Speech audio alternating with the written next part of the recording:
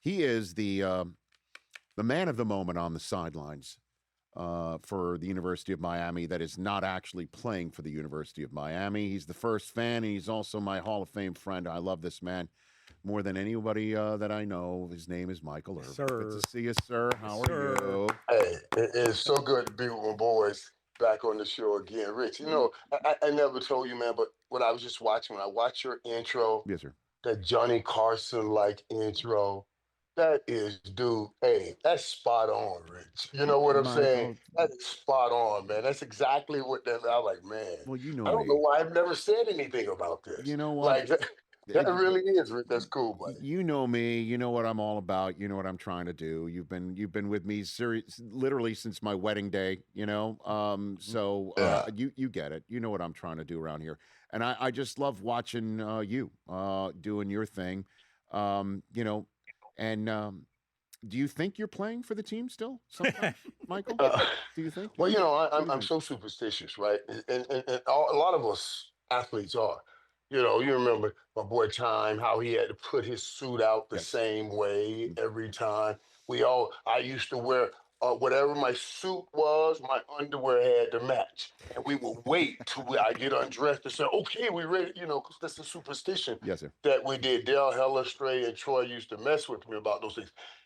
And what I do, okay, let me explain to people. Yes, sir. Like, I can't just sit still, right? I have to be in front of our offense, like I'm helping them, saying, come on this way, pull this way. And then behind the defense, like I'm trying to stop the other offense. So yeah, I just get into it like that. I can't sit still. As a matter of fact, when I was doing an interview on the sideline the other day, that's when the team started coming back because they had me standing still in one spot. I had to tell them I got to cut this short, man. I got to get back in front of the offense, man, so I can pull them. I can do my piece. And so it just got crazy, man. I told them I got to get out of here. But once I got out from under the interview and went over there and got in front, it's like caution. Oh, come on, y'all, come this way. If it's 3rd and 5, I take 5 steps this way. 1, 2, 3, 4, 5. And then start pulling so we can get the first down. That's just how I watch the game. No, I know how superstitious you are. All those years with game day morning, you would wear the colors of the team that the Cowboys were facing. You would wear the Eagles green on a day the Cowboys yeah, were you're taking right, on the Rich. Eagles. Right, Oh, I right. saw all of that. I had a front row seat for all of that. Right. I don't know. I Why do know. we like that though? Why are fans? Why do we believe we are affecting the game Yeah. in some way? It blows my mind, man. But I just love it. It's a way that you feel that you can control the uncontrollable. Is Ray Lewis the same way? What are you and Ray like watching the No, game? Ray sits. He's still Adrian James, Andre Johnson. Those guys are, they're more calm. They're more calm. So, I think everyone's more calm, Michael, than so you are. I mean, you know what I mean? That goes they be without messing saying. with me. But I'm And they just be wondering, messing with you does Ray even try to tamp it down for you, all the or time. he does? All the time. All the time. Hey, Ray, calm. Ray, hey, calm your black ass.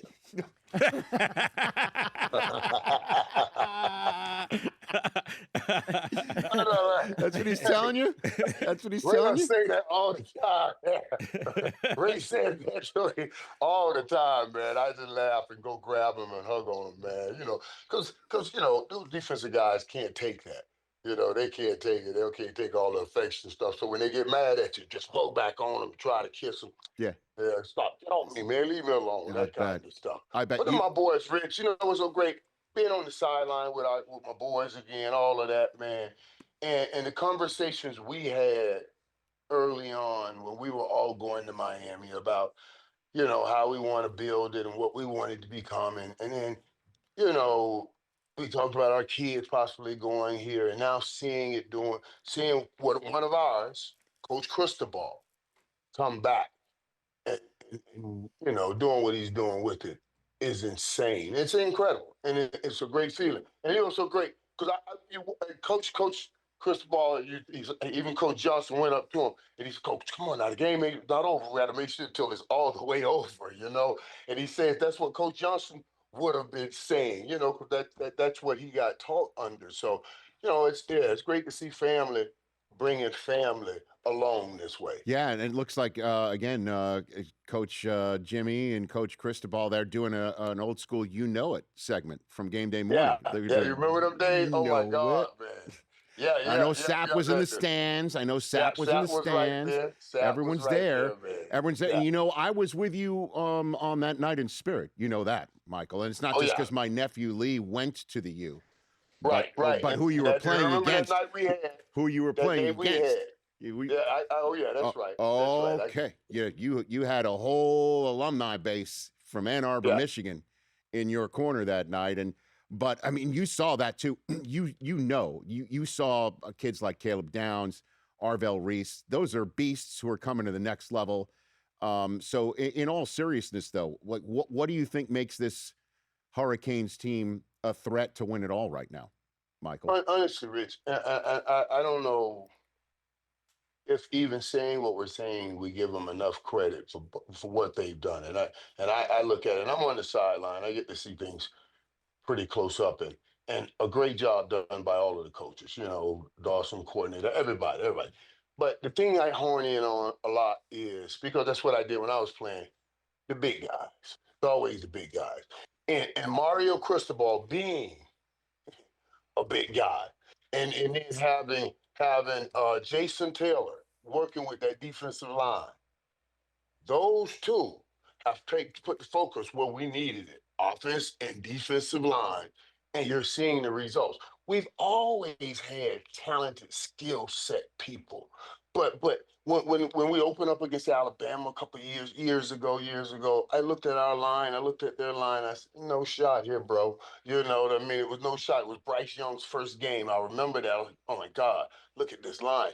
Now when I look at that line and I go to that offensive line, yeah, yeah, we got a shot every time because of those guys. And Ole Miss, I see a lot of good things in Ole Miss. You know what I mean? They got a lot of that fight like Miami got in them. So that next game is going to be a battle. But beating Ohio State, there was nothing better than beating Ohio State because they stole one. I had a picture Oh, when I was in Columbus, Ohio. I stomped on the graves of those. And I went right on campus. I had to go stump on the grave because you took one of our rings. Somebody had on the inside stole that ring, threw a 5 minute late flag to take it away. So we've been wow. turning to get to their tail for a while. And everybody thought we were going to get beat. And Rich, Mm-hmm. we didn't go for it, Rich. It was an incredible thing to be on that sideline and get that feeling. And I remember when it first came around, the first time we did it, when it was Oklahoma and Nebraskas and all of that, and now it's the Ohio States and the Notre Dames. But boy, it was an incredible feeling to be there. Michael Irvin here on the Rich Eisen Show. And speaking of a Cowboy, South Florida, Miami connection, how about Troy Aikman being hired by the Dolphins apparently to help with the general manager search? Michael, what do you think of that one right there? I think it's brilliant. I think it's brilliant. You know what I mean? There's no doubt Troy's a asset and a great resource for anybody. I mean, whoever he should have a consulting business and help all of them. Because I heard when they're going outside, you could use some firm or some research search firm. Troy talks to these guys every day, and he's serious. He's around these guys every day, so he knows, and he knows, he knows what it takes to win a Super Bowl. So yeah, because a lot of times, Rich, you can get dazzled with the brain of a person. Great talent, really know how to design the plays, but it takes also the order. You know, the order. You're going to have to make sure that you can have order within the organization and not have situations like sometimes that you've had in Miami. All right. And we had Philip Rivers on in the second hour of the show, Michael. Did you ever get a call after it's being retired to come back and play? Did that ever happen for you? No, I've never got a real call to come back and play, Rich. Yeah, but I thought that was pretty incredible what Philip Rivers did to be able to get back on the football field and have that opportunity. But now think about it. Now that's where the game has lend itself. You know, probably I don't know what year it was when he first came into the game. He was taking more hits, but now the game protects the quarterback so much Hmm. that he said, "Oh, my arm is still good. My body will take way less hits than they had to take." So yeah. Then that lends to you having an opportunity to get back into the game. But at no point did you think, you know what, maybe I should come back. Nothing like that. You never thought that. Oh yeah, yeah, yeah. I thought his shoulders up. I thought his shoulders up, but then shoulders down. Said, "Boy, stop playing around." You know what I'm saying? Or better understood, I probably thought it knee up. Hey, Rich, I like what people say to me. Man, you look like you still can play. Yeah. It's beach muscles, man. These things ain't functional for real. You crazy? Beach muscles. Beach muscles. It ain't nothing, man. Hey, This is nothing. hey, TJ, what's the anniversary today? What you said something to my ear. Oh yeah. We were talking. What's up, Irv? What's up, man? How you doing, bro? I'm great. I'm great. You know, whenever I get in an TJ, argument, my boy, y'all. That's my dude right there. I'm always running into TJ everywhere. I don't know why. Why do we run into each other everywhere? Because TJ's everywhere. that's where the players play. You That's know what I'm nice. saying? That's what you're right, buddy. You're right. But anytime Irv, I get into an argument about who the greatest running back of all time is, and I'm sure you know my answer. One of my arguments is I always point to this day, January the 2nd, 1990, for the Emmitt Smith game, playoffs against the Giants, where he 42 touches, 229 yards, and a touchdown. I always point to that game as your running back could never do what Emmitt did on this day. So it was the day that in the Giant. the season that got the Cowboys Giant. into Right. the playoffs sorry. as The the shoulder NFC day. champ. The shoulder. shoulder day. Yeah. The shoulder game. Right. The shoulder game. What was that like back in the day? That shoulder game. Yeah. Playing with Emmitt. Oh my man, Emmitt. To me, Emmitt is the greatest running back of all time. Now, I know we see Jim Brown, and God knows he's a beast. I just put him to the side. Like, we don't Right, count right, Jim right. Brown. Yeah, and you can put Jim Brown to the side. You can put Jim Brown to the side. But you also got to remember, Jim Brown was going up against defensive linemen that were 240 and 50 pounds too. So yeah, he was going to beast those guys. Now, Emmitt was beasting Reggie White and the Jerome Browns. You know what I'm saying? So we see such devastating blows and such speed by a Jim Brown. We see such dynamicness and beauty in a Barry Sanders. But the combination of both, with what we call a hit balance. I don't know if he had 4 or 5 legs, because every time somebody hit him this way, it kind of stand him back up on this leg and hit him this way. And he always made progress. You can see Barry sometimes, and he'll dance and make some beautiful plays, and he's one of the greatest ever. So I'm not putting down on anybody. We're just breaking out a comparative analysis and trying to really dig in and find differences. But sometimes that dancing got him in a lost situation, and then sometimes they even took him out in the end zone, red zone. You know what I mean? Emmitt Smith gave you both. What about that day, Irv? What about that day when he was That day hurt? was incredible. That day was incredible. You guys know how that came about. E and I would always step out and double trouble right before every game, and we would always talk like injuries.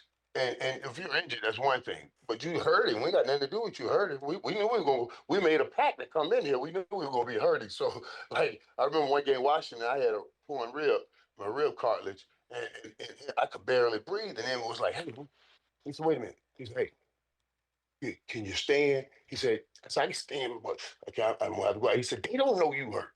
You stand out there and keep the safety out there and let me run. That's the mentality. So we were in this game, and Emmitt had got hurt. He hurt his shoulder, and I was trying to say the same thing to him. I said, they don't know you hurt. You just sit back there, get that safety in the box, let me win this game. Yes. But I think they forgot and handed the ball off to him. And after that, it was over. I mean, the dude put on an incredible performance. After that game, Rich, he was in the training room, literally bent over with the ice on, and I'm trying to check him out. I'm coming in. I don't know if he was crying because I had so many tears in my eyes crying. I'm grabbing him like, it was the greatest game. I swear to you guys, I told him that was the greatest performance I've ever seen by an athlete in my life, because I really knew how he was hurting. and what he gave up that day was incredible. 32 years ago today. Unbelievable. And, you know, he's a Gator first as well. So is he sending you straight to voicemail these days because he doesn't want to hear about Miami right now? Are you getting sent straight to voicemail if you call Emmitt right now? No. He'll take it. He'll take it. You know, he and Dion, both Florida State. They're a little, they're a little different when it comes to their alma maters than I am with mine. They won't even allow me to go. They'll answer the phone. So, man, don't call me with this. Come on, Mike, man. Stop playing, man. Stop playing. You know what I mean? So, yeah, they're different. All right. Before I let you go, you want to take a shot at the Super Bowl? Who's in Super Bowl 60? Irv, what do you got? Dude, this is a good one. I heard you guys talking even about that, even about the MVP, and I mean that would be interesting, man. Drake May has played well, Matthew Stafford, but this big thing I think about with the Rams is you're gonna need both of them out there, and I'm talking about Puka and Devontae Adams, and then you got a shot to beat anybody. The shot to beat anybody without both of them and just one of them, the game changed. Like you can make it a little more difficult on Puka and without Devontae Adams. So yeah, I think it's a hard pick to find out to think about who's going to go to the Super Bowl. Well, that's why I'm asking you. Come on, I know now. that's a hard pick, man. You sound like Mooch now, where you're talking it out and then you're going to wind up on the fence. Come on now, let's go. Well, I was trying to solidify my thoughts here on it because you see Seattle. What the Seattle and the defense, but then you see Niners, Bears, Sam Darnold hadn't Eagles. had those big games. He hadn't played those big games. But you see the Niners and you know the coaching. You see the Rams, you know the coaching pedigree that are on those sidelines and Kyle Shanahan and Sean McVay. So from the players, the coaching pedigree, I would say take the Rams if everybody's healthy. Okay. I would say take the Rams because I'm an offensive guy. And I know they can put up points against everybody or anybody if everybody's healthy. And the AFC, what do you got? Oh, this is even more difficult because Vrabel he's done such a great job. And I said this, Rich, a week ago. I said, man, New England needed to lose a game because when you win 8, 9, 10, 11 games in a row. Like I told you guys you're not studying film on Monday. It's kind of fun, it's kind of fun. And it's not quite Belichick.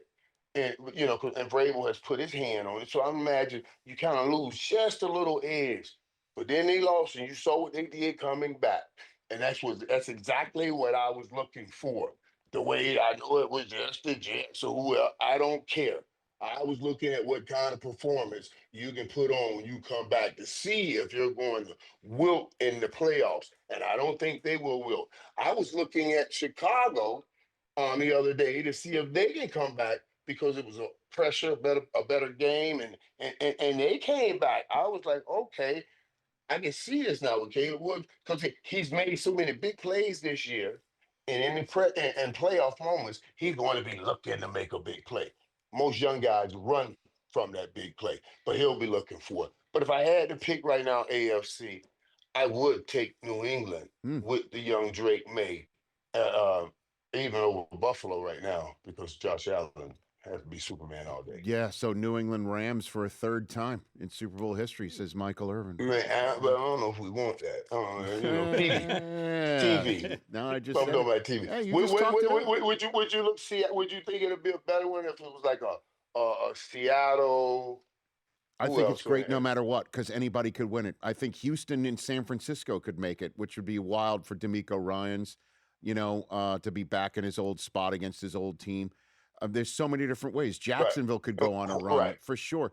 Chargers. Man, I didn't think about Houston, Rich, and I want to say this, Rich. You got to give D'Amico Ryans a lot of credit. Superb. It's amazing. It started off 0-3 like this, and then put the defense together. And man, it's just an incredible job. And I don't know if we're giving him enough credit because we'll say, well, he was supposed to be there. He shouldn't have started off 0-3, and then missed 3 games with his top quarterback. And Davis Mills come in and win those games. I was like, man, that's an incredible job he has done. I don't think we talk about that enough. Agreed. I miss you, Irv.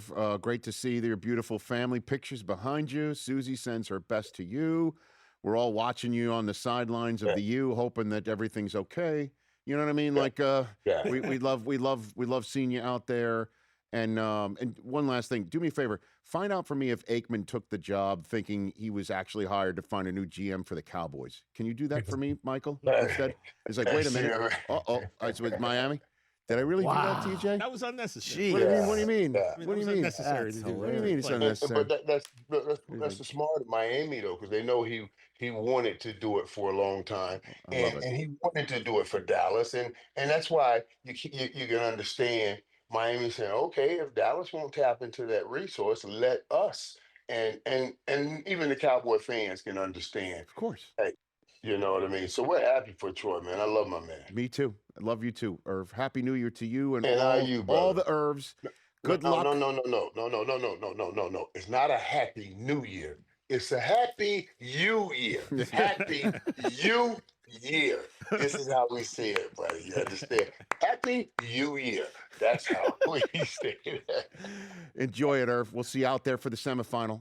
And I'll chat with All you right, soon. buddy. Ladies and gentlemen, the one and only Michael Irvin. Go. Hall of Fame friend. Happy New Year to everybody. Okay. Wow. I think we took that segment and beat it with a belt. You spanked that. Thanked it. The fact that Michael Irvin knows my name, it's Oh, not stop lost it. upon me. He loves you. I'm just saying, though, as a kid growing up watching him, you never would think that Oh, it's these guys would know you. And, like, Exactly. you know, Dude. I told you, him and Charlie Sheen sat in front of me at the Canelo-Bud Crawford fight. And that was an experience in Yeah. itself. This is great. All right, we take a break. Yes, Brought you out to get him. Spank that. By the way, what Ray Lewis tells him on the sidelines, that was an interesting moment as well in the history of this program.